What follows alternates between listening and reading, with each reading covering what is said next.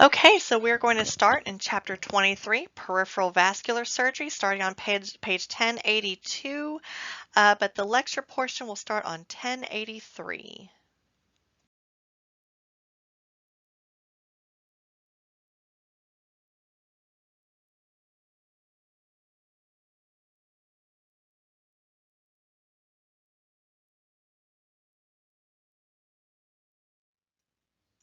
Okay, so on 1083, under the first paragraph, it says peripheral vessel procedures are often performed on patients with advanced atherosclerosis that affects the extremities, abdominal and thoracic viscera, and the brain.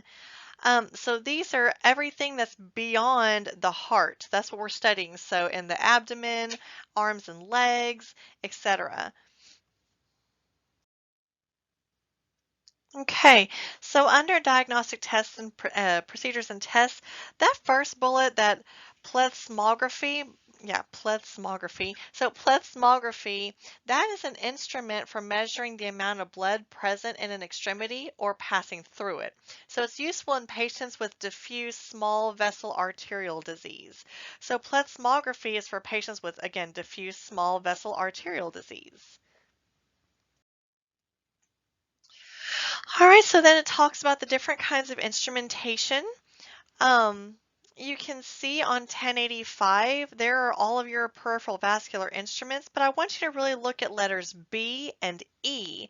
So B and E, they have atraumatic serrations. And you may want to write that next to those, that they have atraumatic serrations. That means they are not going to be traumatic to the vessels that we're going to be using these clamps to occlude on. Okay. Um, yeah, yes. Okay. So moving on, so on 1086 down at the bottom under figure 23-2, again, there's atraumatic serrations, and then you can see the different kinds of serrations here.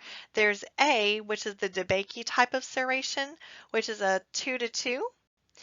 I'm sorry, 2 to 1 tooth, and then the Cooley type serration, which is that little punch looking thing. And I would make sure that you know those kinds of those different types of serrations, the DeBakey and the Cooley type of serrations for your atraumatic serrations. Okay, so on 1087 under biologic and synthetic grafts, it says surgery remains the treatment of choice for most patients with disabling claudication.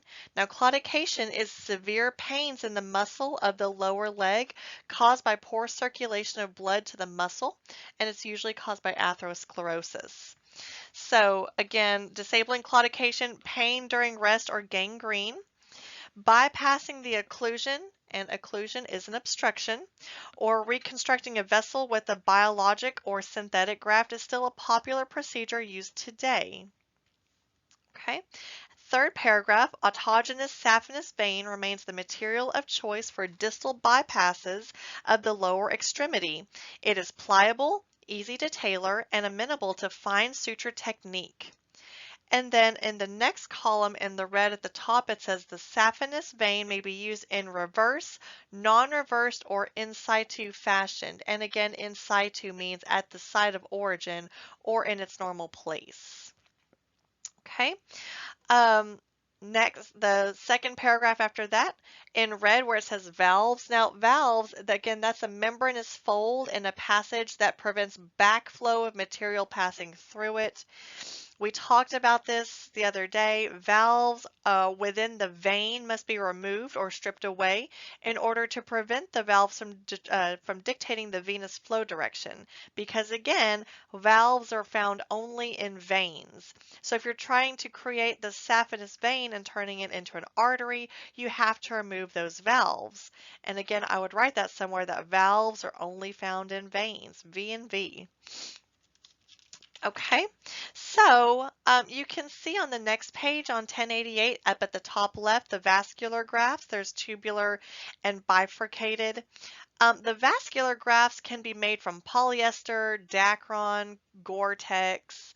Um, and so if if you're going to be using a bifurcated graft, you want to be using it where the body naturally bifurcates, such as from the abdominal aorta where it bifurcates to the two iliac arteries, which goes down to the femorals. Okay, so make sure you know when to use a tubular versus a bifurcated. It's just whenever the body, if that's how the body is constructed. Okay, so this takes us to our first procedure, which is angioscopy. Under the surgical anatomy, it says arteries grow progressively smaller until they become arterioles, which in turn become capillaries. And capillaries are the smallest blood vessels. They're composed of a single layer of endothelial cells where oxygen and carbon dioxide exchange occurs. Um, yeah, so and what it just says. So capillaries are microscopic vessels designed to exchange nutrients and wastes between the blood and tissue fluid around the cells in specialized areas called capillary beds. After this exchange, capillaries unite to form venules, which is the smallest of veins. These venules unite to form progressively larger blood vessels called veins, which eventually become the superior and inferior vena cava, the largest of the veins. Veins then are designed to transport blood back to the heart. Angioscopy is an endoscopic visualization of the inner surfaces of the blood vessels. Okay, so we are looking inside to see if there's any plaque buildup, anything like that. So on 1089 under practical considerations, the primary challenge of performing an angioscopy is clearing the visual field of blood. If this cannot be accomplished, the surgeon will not be able to perform the procedure. Okay, so that will take us to the next procedure, insertion of long-term indwelling CVC or central venous catheter. So the venous catheters are a type of central indwelling catheter that is placed to facilitate the long-term intravenous administration of chemotherapy, antibiotic therapy, intravenous or IV fluids, and pain medications. The catheter allows for the patient to infuse IV fluids and pain medications at home. Okay, all right. All right, next is angioplasty. So under the anatomy, arterial blood is pumped by the heart through arteries. Arteries are large in size as they leave the heart, but begin dividing into progressively smaller arteries as they move into various regions of the body. Arterial blood refers to blood that is transported away from the heart to the tissues of the body. Artery walls consist of three layers called tunics. So let's talk about the three tunics. So the first one is the tunica adventitia, which is the outer layer consisting of connective tissue.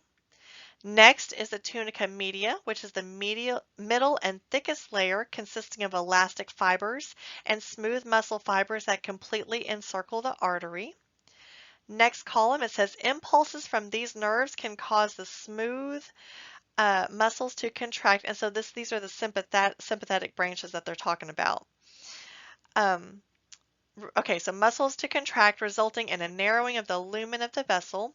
This process is called vasoconstriction and results in a rise in blood pressure. The inhibition of the impulses from the autonomic nervous system allows the smooth muscle to relax, resulting in an increase of the diameter of the lumen.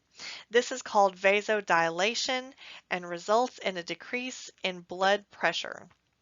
Okay, and next, the last is the tunica intima. Now, intima again is that innermost layer of the arterial vessel wall.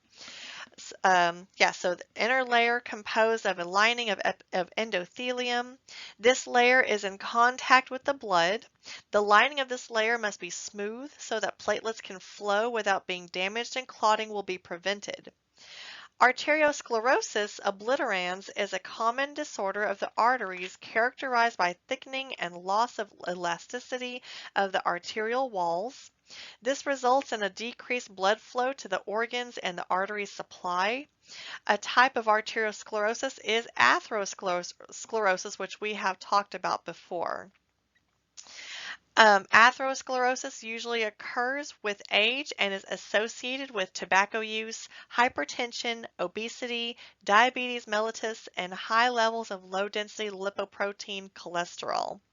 Atherosclerosis is characterized by the formation of yellow-colored plaques of cholesterol and lipids called atheromas on the inner layers of the walls of medium-sized and large arteries. And a lot of times you can tell when people have atherosclerosis by looking at their eyes. The skin underneath their eyes, if sometimes you'll see people with these bumps or these areas like in the corners of their eyes that are like yellow or just like some masses underneath their eyes, and that's an indicator that they have atherosclerosis. It's written all over their skin. So the equipment under this, you need to look in the second column under stent. It says stents are made out of stainless steel mesh, titanium, or polypropylene. So make sure that you know that. Under the practical considerations on 1095, all the way on the right above that last bullet, it says the balloon length should be sufficient to extend 1 to 2 centimeters beyond the lesion. So what we're doing in this angioplasty is we're going to put a balloon inside the artery to allow for blood flow to go through that area that has blockage or occlusion. And so the balloon length needs to extend beyond that lesion because, you know, if you're having constant fluid pumping through something, that balloon may start to drift back. So you want to put it further ahead so it'll sit in place. Under the surgical procedure, number 1, under the procedural consideration, the most common approach is through the ipsilateral femoral artery, but the contralateral, and contralateral means the opposite side, so the contralateral approach is occasionally used. Make sure that you know that approach. And then number 8, an intraluminal expandable wire mesh stent may be placed within the vessel after balloon angioplasty to maintain patency, and patency is just the condition of being wide open, of the vessel lumen. All right, so that takes us to the embolectomy or thrombectomy. So under the pathology, a sudden loss of circulation to an extremity is usually an indication of arterial embolism. And so an embolus, which is a piece of tissue, thrombus, air, or gas that circulates into the circulatory system until it becomes lodged in a vessel. So what it says here is an embolus can be a blood clot, fat, air, or even a small portion of a tumor that circulates through the cardiovascular system until it eventually becomes lodged in smaller vessels, at which point it is now called a thrombus. And a thrombus is a stationary blood clot within a blood vessel, blocking the blood flow to an extremity or organ. Morbidity, which means pertaining to disease, associated with embolism remains high, however, not necessarily because of the ischemic limb, but because of the underlying disease that led to the formation of the embolus. Emboli lodge at bifurcations or the origin of large vessel branches, at sites of anatomical narrowing, and at sites of pathological narrowing, such as an atherosclerotic superficial femoral artery. Approximately 80% of peripheral emboli affect the lower limb, with the common femoral bifurcation accounting for approximately 50% of cases. So basically, if anything is going to happen as far as a blood clot, it's going to be in a lower extremity traditionally or statistically. Okay, practical considerations. Second bullet, halfway down. More recently, enzymatic lysis of the embolus has been advocated. The enzyme, urokinase or streptokinase, is delivered through an intra-arterial catheter placed at the proximal extent of the clot. Okay. So under the surgical procedure on the next page, number 5, I want you to circle 45-degree Potts-Smith scissors. This is where you're going to be using your Potts-Smith scissors. Number 6, the surgeon inserts the Fogarty embolectomy catheter. Now that is a type of catheter that is small in diameter and is balloon tipped, and it's used to facilitate the removal of an embolus. So he's gonna insert that catheter into the superficial femoral artery, and he's gonna advance it slightly past the thrombus and inflate the balloon. So you can see what's going on here on that 23-8 figure. All right, so that takes us to carotid endarterectomy on 1099.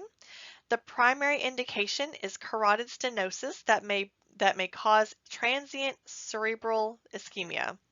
Small pieces of plaque break away from the common carotid or internal carotid artery and are flushed upstream to lodge in small cerebral vessels, temporarily blocking blood flow to that particular area of the brain. The warning sign of a stroke is referred to as transient ischemic attacks, or TIAs. And so under the equipment, all the way on the right, the Sunt, Javid, or Argyle shunts, or surgeon's preference. The Javid is very common here, so make sure that you know these shunts that are going to be used in a carotid. All right, under practical consideration, second bullet, it is important to minimize the anesthesia time and time that the carotid artery is clamped to avoid cerebral ischemia and stroke, which is the primary complication of carotid endarterectomy. So under the surgical procedure, number 1, about the third line, it's telling you what CCA stands for, so common carotid artery, and you're going to see this throughout the rest of this chapter about the CCA. So CCA, ICA, ECA, just make sure that you know that these are common, or that the CCA is the common carotid artery. Anything that ends with CA is a carotid artery. Okay, all right. So on page 1101, number 4, it says the clamps are applied first to the internal carotid, which is the ICA, then to the CCA, and then finally to the ECA, which is the external carotid artery. So first is the ICA, then CCA, then ECA. So number 6, a Sunt, Javid, or Argyle shunt is placed into the CCA and ICA, and that, you need to write this next to that, that allows for continuous blood flow to the brain. Okay, we talked about that in the practical considerations, but that is why we're putting a shunt right here while we are scraping the plaque out of the carotid artery, is to allow for continuous blood flow to the brain.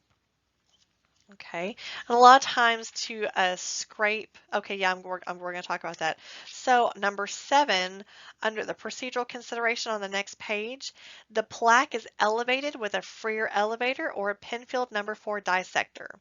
Okay, so you can see what's going on up at the top on 23-9. I have circled the clamp on the external carotid artery at the top left. So there's the ECA.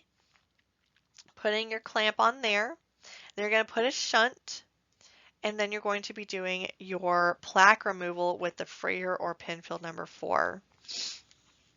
Okay, you can see this also on 1103 in that figure 23-10, the carotid endarterectomy clamps and shunts in place.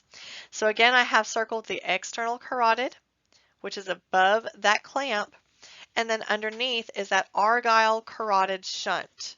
Okay, going up into the ICA. And then you can see the Freer elevator taking off that plaque. Your McDonald's, your Taco Bell, your Wendy's, your pizza coming on out. So on 1104, under halfway down, there's that box, the Pearl of Wisdom.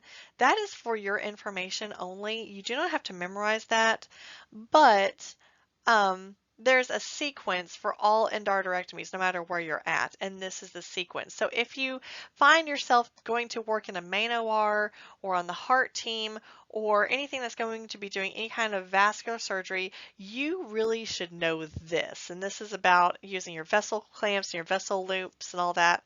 So I would take a good, healthy look at that. But that takes us into the abdominal aortic aneurysm, or also called a triple A, with graft. So the aorta, the largest artery in the body, begins at the ascending aorta, ascending from the left ventricle of the heart. From the abdominal aorta, branches serve the abdominal wall and the abdominal viscera. The visceral branches include the celiac artery, which is the thick, short artery that immediately divides into three arteries, the left gastric, splenic, and common hepatic arteries. The superior mesenteric artery is an unpaired vessel arising anteriorly from the abdominal aorta. And then on 1105, first bullet, the abdominal aorta bifurcates into the left and right common iliac arteries at the level of the fourth lumbar vertebrae. These divide inferiorly into two main branches, the right and the left external iliac arteries, and the right and left internal iliac arteries. Okay, further down, AAAs are generally fusiform. And then the majority occur below the origin of the renal arteries and terminate at the bifurcation of the aorta or common iliac arteries. Okay, so second column, second bullet, iliac artery aneurysm rupture is more likely than aneurysms of the popliteal and femoral arteries. Need to know that. And then the last bullet, hypertension increases the likelihood of rupture for any given size of aneurysm. Operative mortality, and that means pertaining to death, is very low, which is 2 to 3% of the elective procedure, but once rupture has occurred, operative mortality rises steeply and may exceed 80% for the patient in shock. So if we get there early enough and it has not ruptured, mortality is very low. But again, if we get there and it's already ruptured and they're bleeding out and it's starting to split and delineate and all that, then it climbs up to 80 to 90% mortality. All right, on 1106, the equipment, second column, third and fourth bullet, there's your heparinized saline solution and your protamine sulfate to neutralize your heparin. All right, on 1107 under the procedure, number 8, thrombus material is removed from the interior of the aorta and lumbar vessels are oversewn with non-absorbable synthetic suture of surgeon's preference from within the aneurysm sac. Now under the procedural consideration, it says thrombus material should be saved for specimen. So do not throw anything that's coming out away in your bag. You need to send that for specimen. So you can see what's going on the next two pages. You can see that big mass in the middle of the abdominal aortic and that abdominal aortic aneurysm, how big that is. Okay, you can see the iliac arteries are clamped at the bottom. And then you can see how we're going to repair this in 1109. So number 13, it says the graft limb is anastomosed in an end to side fashion with a double-armed 5-0 or 6-0 running proline. You may need to write the word running, but you're going to be using a running 5-0 or 6-0 proline. And this is not an EEA, this is an E to S, end to side fashion anastomosis. And you can see what it looks like in place on 1110, the bifurcated graft. Okay, that takes us to 1111, the aortofemoral bypass. So the second bullet, the external iliac arteries become the femoral arteries as they exit the pelvic cavity and cross the inguinal ligament. Last bullet, arterial obstructions due to atherosclerosis occur most frequently in the aortoiliac segment of the arterial system, causing claudication. Results of arterial bypass in this region are good because of its high flow rate and large diameter vessels. So this is not a fem-fem bypass or a fem-pop bypass. This is an aortofemoral bypass. So under the surgical procedure number 9 on 1113 under the procedural consideration, it says if the aorta is friable, Teflon coated pledgets may be used with the suture to reinforce the anastomosis, preventing the suture from tearing the tissue. And you can see what that looks like down at the bottom in the figure of 1214. You can see that pledget on the right hand side and how that's fixing the leak. And I wrote that next to where it says pledget, I says fixes leaks. Okay, you're just patchwork. Okay, number 12 on 1114. The graft limb is anastomosed to the femoral artery using a continuous double-armed 5-0 or 6-0 Prolene suture. Okay, and a good way to remember what kind of graft you're using, bifem, which is fem-fem. So bifem equals bifurcated graft. And I wrote that in the column. Bifem equals bifurcated graft. Okay, so the aortofemoral bypass is a bifem bypass. And so on that bifem bypass, you're using a bifurcated graft. Okay, so that will take us to page 115, the femoral popliteal bypass, also known as a FemPop bypass. So second bullet, the femoral artery continues down the medial and posterior side of the thigh at the back of the knee joint where it becomes the popliteal artery. Second column, although obstruction in the distal portion of the femoral artery can be adequately bypassed with synthetic graft material, the material of choice remains the autogenous saphenous vein, particularly for more distal obstructions. Veins are composed of the same 3 layers as arteries, but there are differences in their relative thicknesses. The middle layer of the venous wall is poorly developed with far less smooth muscle tissue. The tunica adventitia, which is the outermost layer of an artery composed of elastic connective tissue, is the thickest layer of the vein consisting of collagen and elastic fibers, while the tunica intima is much thinner than that of an artery. The lumen of a vein, however, is larger than that of an artery. Veins are also equipped with flap-like valves made of thin layers of tunica intima that close if blood begins to back up in a vein. For in situ bypass, the valves of the vein must be stripped for unimpeded flow of arterial blood. Okay. All right. So again, we have an occlusion in that femoral popliteal area, and so we're going to do a bypass there. And you can see what that looks like on page 119, the popliteal artery and saphenous vein anastomosis. There's a little bypass right there. Okay, 1120, the vein ligation and stripping, which is a unilateral. Varicose veins are veins that have become elongated, dilated, and tortuous. Varicose veins are characteristic of a disorder that is progressive and there is no cure. Incompetent valves are one primary cause of varicose veins, causing blood to pool within the vein, causing distension of the vessel. They are categorized as primary and secondary. Primary varicose veins are the result of dilated visible protrusions of superficial veins. Secondary varicose veins are the result of deep vein disorders such as deep vein thrombosis or DVT.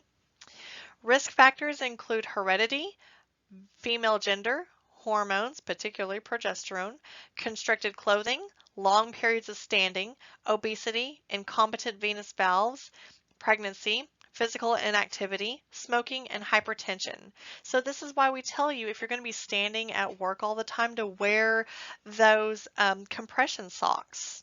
This helps with these varicose veins. Varicose veins can result in venous stasis, which can lead to stasis ulcers. So that just means pooling. The blood really isn't being pumped that much in your lower extremities. Okay. All right, so under the practical considerations on 1121, the third bullet, the surge tech will be responsible for removing the inverted vein from the vein stripper as the tissue specimen. Okay, so we're going to put a vein stripper down the leg, and then we're going to invert it as it comes out. So under the surgical procedure number 9, it says that, again, we're going to invert and strip the ankle from the leg. Okay. On 1122, number 10, the surgeon pulls the stripper back toward the ankle, which inverts and strips the vein from the leg. Okay, so you can see what that looks like in that 2318. Okay, inferior vena cava filter placement, which is the jugular vein access. Placing an inferior vena cava or IVC filter is indicated for preventing pulmonary embolism or PE due to deep vein thrombosis, which is DVT. DVT is a disorder involving a thrombus in one of the deep veins of the body. The deep veins most commonly affected are the iliac and femoral veins. It is a life-threatening disorder. If the thrombus becomes an embolus, it will enter the lungs, causing a PE. IVC filter placement is performed when medical therapy, including bed rest and anticoagulant drugs, does not resolve the disorder. Okay, so we have clots, and so we're going to put this filter in the leg to catch those clots. Okay, all right, so under the procedure on 1124, number 7, under the procedural consideration, I just have underlined jugular vein and femoral vein. So I wrote next to that you can use either jugular or a femoral approach to put this this catheter and this filter in. So either jugular or femoral approach. All right, and that takes us to the AV fistula, arteriovenous fistula, and shunt. So under the pathology, I have it pointing to that first bullet, but this is the brachial plexus. We're working on the brachial plexus, and that it can be referred to on 1165, page 1165, where it talks about the brachial plexus. I show you in this little spinal cord area on the left where the brachial plexus is. So we have to be careful for the brachial plexus, all those nerves right there. Okay. All right, on 1125, still under the pathology, that second bullet, arteriovenous fistula and shunt is established for vascular access for patients who require long-term renal dialysis. This is commonly accomplished by utilizing the radial artery and cephalic vein, and we've seen this question come up in our review for the CST exam about what artery and vein do you use to do an AV fistula. Well, here it is, the radial artery and cephalic vein. Under practical considerations, the procedure involves using the patient's own vessels and subcutaneously anastomosing an artery and vein, which is called an arteriovenous shunt. One of the most common and popular procedures to be performed is the Camino fistula and shunt, which forms a shunt between the radial artery and cephalic vein in the wrist region. And you can see what's going on 1126. Okay, so we're going to just shunt this right here, and this is where we're going to be doing our dialysis right here in this area.